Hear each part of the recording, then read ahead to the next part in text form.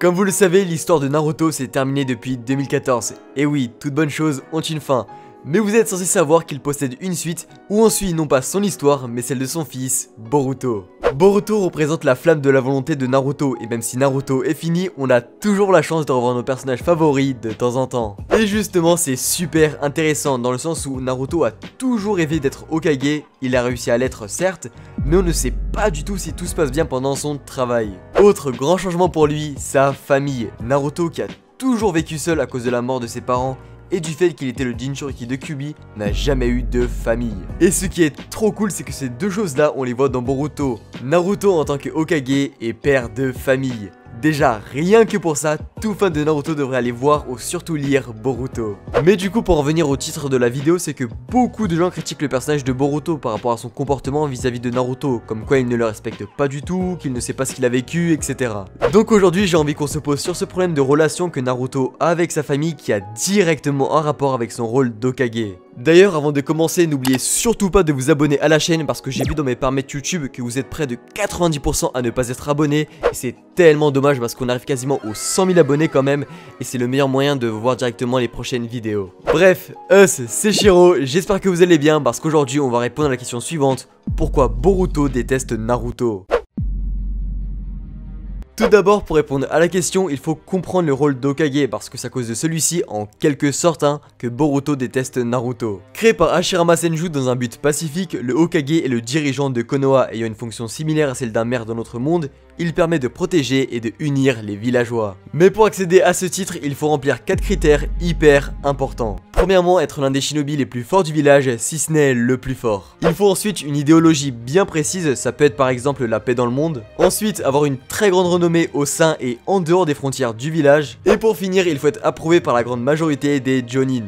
Ces critères, Naruto y répond parfaitement. Personne ne dira le contraire qu'il est le plus fort ninja du village, voire du monde actuellement. Il a ensuite son idéologie qui est de protéger Konoha qu'il considère comme sa famille, ainsi que de préserver la paix entre les grands villages ninja. Question renommée, la liste est longue, mais je pense que héros de la 4ème grande guerre ninja devrait largement suffire. Et bien sûr, il est certifié par tous les Jonin du village parce que en même temps, sans Naruto, ils seraient tous morts. Maintenant que Naruto est Hokage, en quoi consiste réellement son travail? Comme nous avons pu le voir avec les différents Hokage qui ont précédé Naruto, le Hokage a le devoir de protéger le village face aux grandes menaces. Par exemple, Sarutobi et Minato ont carrément donné leur vie pour protéger le village, répondant parfaitement à leur devoir.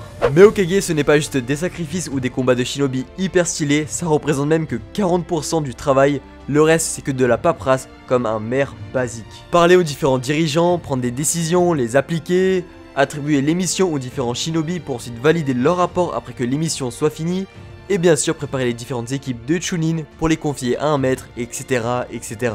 Mais dans l'époque de Naruto Hokage qui est devenu très pacifique, les conflits sont de plus en plus rares, alors pour lui, la paperasse ça représente 80-90% de son temps. Inaugurer les différentes nouvelles structures, aider les villageois, paperasse, bref, on est super loin du poste idéal. On est dans un monde de shinobi et Naruto passe toute sa vie dans un bureau. Mais Naruto lui n'y voit que du bon. Il aime son métier car c'est ce qu'il a toujours rêvé. C'est son devoir et il le remplit parfaitement, quitte à passer des nuits blanches au travail sans rentrer chez lui voir sa famille. Et justement, c'est un bon enchaînement pour passer au cœur du problème familial. Naruto considère tout Konoha comme sa famille. Son nouveau rêve maintenant, c'est de tous les protéger. Mais pour que cela se réalise, une famille en paix et frais, sa vraie famille. En effet, marié avec Hinata depuis le tout dernier épisode de Naruto, ils ont fait par la suite 2 enfants. L'aîné Boruto, portrait craché de Naruto, et la dernière Himawari, portrait craché de Hinata. Et c'est super beau de voir Naruto entouré d'une belle famille, lui qui a toujours vécu seul.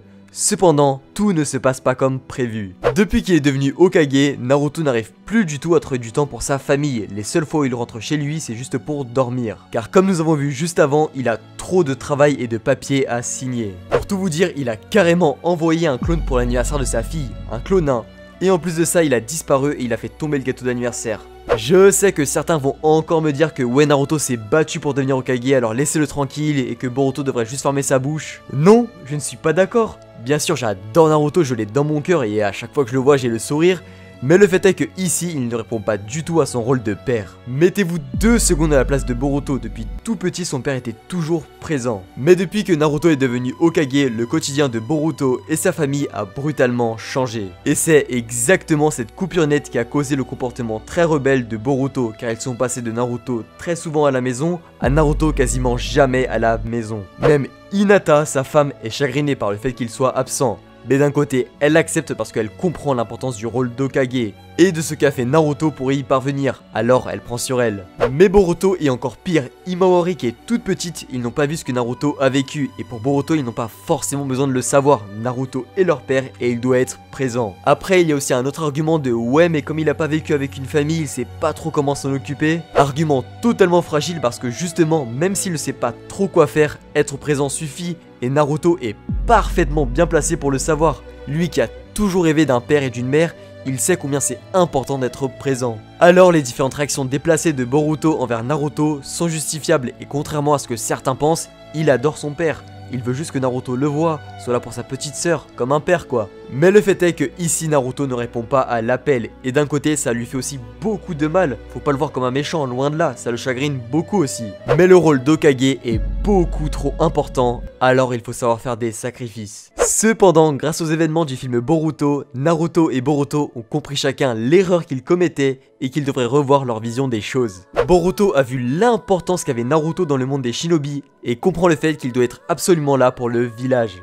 Naruto, quant à lui, a compris le fait qu'il faut être plus présent pour sa famille. Et pas avec un clone cette fois-ci, mais le vrai lui. Et depuis, la famille Uzumaki va beaucoup mieux. Boruto ne fait plus de réflexions déplacées envers Naruto et renoue des liens avec lui. Et Naruto repasse plus de temps avec sa famille grâce aussi au fait que Shikamaru le remplace de temps en temps. C'est une thématique que j'ai trouvé géniale dans Boruto parce que dans Naruto, on n'a jamais vraiment eu de message sur les parents absents à cause du travail, alors que c'est une chose qui arrive malheureusement dans la vraie vie. Alors c'est vraiment très intéressant que ceci soit abordé directement dans la famille de Naruto, et je trouve que ça a été bien amené avec un personnage de Boruto bien écrit contrairement à ce que certains pensent. Vraiment, lisez le manga Boruto, vous ne vous rendez pas compte à quel point c'est excellent. Mais bref, je pense que vous avez compris de pourquoi Boruto détestait Naruto, enfin il ne le détestait pas vraiment mais vous avez compris. Et que Naruto n'a pas été le père idéal à cause de son rôle d'Hokage, mais qui, fidèle à son Indo, n'abandonne pas du tout et fait maintenant en sorte de devenir le meilleur des pères. Voilà, ce sera tout pour cette vidéo. Si la vidéo t'a plu, n'hésite pas à liker, commenter et à t'abonner, c'est super important pour moi et ça me ferait grave plaisir. Sinon, j'ai aussi mon Twitter et mon Instagram si vous voulez me parler et suivre un peu mes délires en dehors des vidéos. Et pour finir, vous pouvez commencer à suivre ma chaîne Twitch, je débuterai les streams dessus dans les mois à venir. Je vous mets tous les liens dans la description. Bref, quant à moi, je vous dis à la semaine prochaine, c'était Shiro, ciao.